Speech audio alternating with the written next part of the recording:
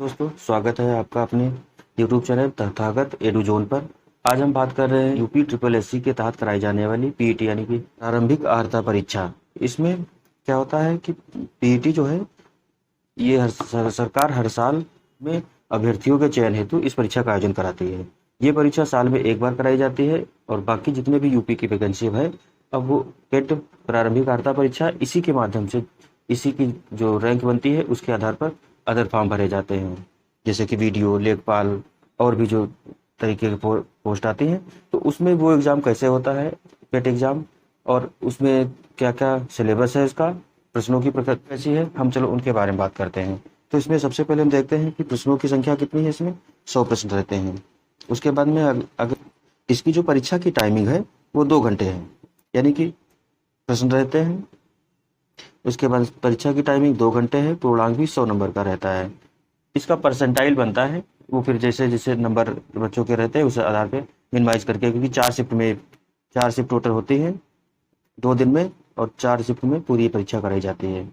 तो इसमें सबसे पहले जीएस का जो पोर्शन है उसमें देखते हैं हम लोग क्या क्या है। तो इसमें सबसे पहले भारतीय इतिहास। भारतीय इतिहास में आपकी सिंधु घाटी सभ्यता, वैदिक संस्कृति, बौद्ध धर्म, गौतम बुद्ध, जीवन एवं शिक्षा इनकी, जैन धर्म, महावीर स्वामी की, मौर्य वंश, उसके बाद गुप्त वंश, हर्षवर्धन वंश, राजपूत काल, सल्तनत काल, मुगल काल, मराठा, ब्रिटिश राज का अभ्युदय एवं प्रथम स्वतंत्रता संग्राम, ब्रिटिश राज का सामाजिक आर्थिक प्रभाव जो रहा है ये इतिहास के पोर्शन में शामिल होता है। उसके बाद में इतिहास में आगे हम देखते हैं कि जो भारतीय राष्ट्रीय आंदोलन है उसमें कौन कौन से आंदोलन शामिल किए हैं। तो स्वाधीनता आंदोलन, फिर प्रारंभिक वर्ष जो है यानी कि 1757 से जब प्लासी का युद्ध हुआ, प्लासी से बक्सर, बक्सर के बाद में अंग्रेजों के विरुद्ध जैसे जैसे विरोध बढ़ता गया तो वो आंदोलन के रूप में हमें दिखता है। तो उसमें 1857 की क्रांति है और भी छोटे आंदोलन जो हो रहे थे तो उनको भी सबको देखेंगे। फिर स्वदेशी सविनय अवज्ञा आंदोलन, महात्मा गांधी तथा अन्य नेताओं की भूमिका, विधायी संशोधन, ब्रिटिश इंडिया एक्ट 1935 जो आया है जिसका हम संविधान में देखते हैं बहुत ज़्यादा प्रभाव पड़ा है। फिर उसके बाद भारत छोड़ो आंदोलन, आज़ाद हिंद फौज तथा नेताजी सुभाष चंद्र बोस के बारे में हम लोग देखेंगे।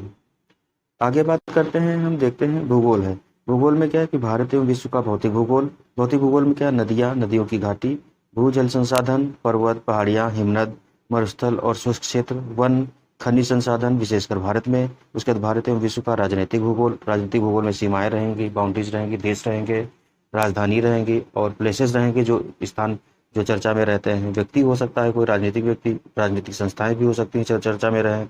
फिर है जलवायु तथा मौसम। टाइम जोन कौन कौन से, जिससे भारत जो टाइम जोन कितना है, भारत की अवस्थिति जो ग्रीनविच मीन टाइम्स है उससे कि आगे है या पीछे है, हम पूर्व में है या पश्चिम में, इन चीज़ों को देखेंगे। फिर जनसांख्यिकीय परिवर्तन तथा प्रवास हैं कि इनका किस तरीके से कि एक देश की अर्थव्यवस्था तथा दूसरे देश की अर्थव्यवस्था और समाज पर क्या प्रभाव पड़ता है, वो सारी चीज़ें भूगोल के तहत आती हैं। आगे बात करते हैं जनसांख्यिकीय परिवर्तन तथा प्रवास हो गया। प्रवास के बाद फिर बात करते हैं भारतीय अर्थव्यवस्था की। तो भारतीय अर्थव्यवस्था में हम देखते हैं क्या क्या चीज़ें शामिल हैं। इसमें भारतीय अर्थव्यवस्था 1947 से 1991 तक का, यानी कि जो वैश्वीकरण एलपीजी सुधार हुए थे उस 1947 से यानी कि स्वतंत्रता से लेकर एलपीजी के जो सुधार हुए उस दौरान क्या क्या चीज़ें थी। तो उसमें पंचवर्षीय योजनाएं तथा योजना आयोग, मिश्रित अर्थव्यवस्था क्या थी, उसका विकास कैसे हुआ, निजी एवं सार्वजनिक क्षेत्र का कैसे विकास हुआ जब ये हम मिश्रित अर्थव्यवस्था को भारत में अपनाया गया। हरित क्रांति जो शुरू हुई थी, सबसे बड़ी क्रांति कही जाती है कृषि क्षेत्र में, तो उसका क्या प्रभाव पड़ा। दुग्ध विकास एवं ऑपरेशन फ्लड जो था, आज के समय में हम आनंद या इस तरीके से बहुत सारी संस्थाएं देखते हैं, अमूल ये जो चली। आज के समय भारत विश्व दुग्ध का सबसे बड़ा उत्पादक देश है, तो इसमें इसका सबसे बड़ा योगदान रहा है। फिर बैंकों का राष्ट्रीयकरण जो हुआ तथा सुधार अन्य तरीके के हुए। 1991 जो आर्थिक सुधार हुए तथा उसके बाद की अर्थव्यवस्था कैसे बदली है। फिर वर्ष 2014 के पश्चात के आर्थिक सुधार 2014 तक के। फिर आगे हम बात करते हैं तो कृषि सुधार देखते हैं, ढांचागत सुधार क्या हुए, श्रम सुधार क्या क्या हुए, आर्थिक सुधार क्या हुए। उसके बाद जो 2017 में 1 जुलाई 2017 से जो जीएसटी आई तो उसका क्या प्रभाव देखते हैं, भारतीय अर्थव्यवस्था पर पड़ा है। ठीक है, तो उसके बाद आता है कि भारतीय संविधान एवं लोक प्रशासन। तो भारतीय संविधान एवं लोक प्रशासन में क्या क्या देखेंगे कि भारतीय संविधान की मुख्य विशेषताएं क्या हैं। भारतीय संविधान की मुख्य विशेषताएं क्या हैं, राज्य के नीति निर्देशक सिद्धांत क्या है, यानी कि डीपीएसपी, मौलिक अधिकार एवं कर्तव्य क्या कहाँ हैं और इनका क्या योगदान है। संसदीय प्रणाली के बारे में जानेंगे, संघीय प्रणाली, संघ एवं केंद्र शासित प्रदेश, केंद्र राज्य संबंध, न्यायिक ढांचा, सर्वोच्च न्यायालय, उच्च न्यायालय, इन सबको देखेंगे। उसके बाद में जिला प्रशासन की क्या भूमिका है, क्या रोल है और क्या प्रावधान है। स्थानीय निकाय तथा पंचायती राज संस्थाएं जो 1993 में 73वें संविधान संशोधन द्वारा जोड़ी गई, उनकी भूमिका क्या है। तो स्थानीय लोक प्रशासन को बढ़ावा देने के लिए उसमें देखेंगे इनकी क्या क्या भूमिका। फिर सामान्य विज्ञान में क्या रहेगा, तो प्रारंभिक भौतिक विज्ञान, प्रारंभिक रसायन विज्ञान, प्रारंभिक जीव विज्ञान, ये सारी चीजें इसमें विज्ञान के तहत आपके आएंगी। फिर प्रारंभिक अंकगणित में ये रहेंगी कि प्रारंभिक अंकगणित में हम देखते हैं पूर्ण संख्या, विभिन्न तथा भिन्न तथा दशमलव, प्रतिशतता, साधारण अंकित अंकगणितीय समीकरण जो होंगे, वर्ग एवं वर्गमूल, घातांक एवं घात, औसत। उसके बाद फिर हिंदी जो सामान्य रहेगी, देखो इनके सबके सामने इनका नंबर दे दिया है कि 5 नंबर की आपकी सामान्य अंकगणित रहेगी, उसके बाद 5 नंबर की आपकी हिंदी रहेगी, सामान्य हिंदी। इसमें सामान्य हिंदी में क्या क्या रहेगा, सामान्य हिंदी में रहेगी आपकी संधि, विलोम शब्द, पर्यायवाची शब्द, वाक्यांशों के लिए एक शब्द, लिंग, समश्रुति, भिन्नार्थक शब्द। उसके बाद मुहावरे, लोकोक्ति, सामान्य शुद्धियाँ क्या क्या होती हैं, लेखक एवं रचनाएं पूछा जाता है, गद्य पद दोनों से रिलेटेड की हिंदी साहित्य में जो जो लेखक है खास करके उनको लेकर के। अंग्रेजी के भी 5 नंबर रहेंगे, 5 नंबर को हो या 5 क्वेश्चन को हो, दोनों सेम है। तो सामान्य अंग्रेजी के क्या है, इसमें अंग्रेजी व्याकरण के कुछ रहेंगे, उसके अपठित गद्यांश पर आधारित प्रश्न, एक गद्यांश दिया होगा उसमें, उसके आधार पर कुछ प्रश्न पूछे जाएंगे, तो 5 क्वेश्चन ये रहेंगे। उसके बाद फिर बात है तर्क एवं तर्क शक्ति की। तो तर्क शक्ति में क्या है कि बृहत एवं लघु, जो जो चीजें इसमें तर्क शक्ति की, बृहत से एवं लघु, फिर क्रम एवं रैंकिंग, ये सब रहता है कि सबसे बड़ा कौन, सबसे छोटा कौन, वो आपका क्वेश्चन के हिसाब से पूछेगा। क्रम एवं रैंकिंग पूछ देता है कि इनमें आगे कौन रहेगा, पीछे कौन। संबंध पूछ देता है कि रीजनिंग वाले जो फॉर्मेट में रहते हैं।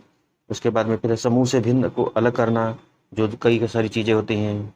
उसके बाद कैलेंडर एवं घड़ी, इनसे क्वेश्चन आते हैं। कारण और प्रभाव पूछा जाता है। कोडिंग, डिकोडिंग, संख्या तथा अक्षर किसी भी तरीके से पूछ देता है। फिर निगमनात्मक तर्क एवं कथन, विश्लेषण एवं निर्णय, ये वाले जो रहते हैं क्वेश्चन, ये भी पूछे जाते हैं इसमें।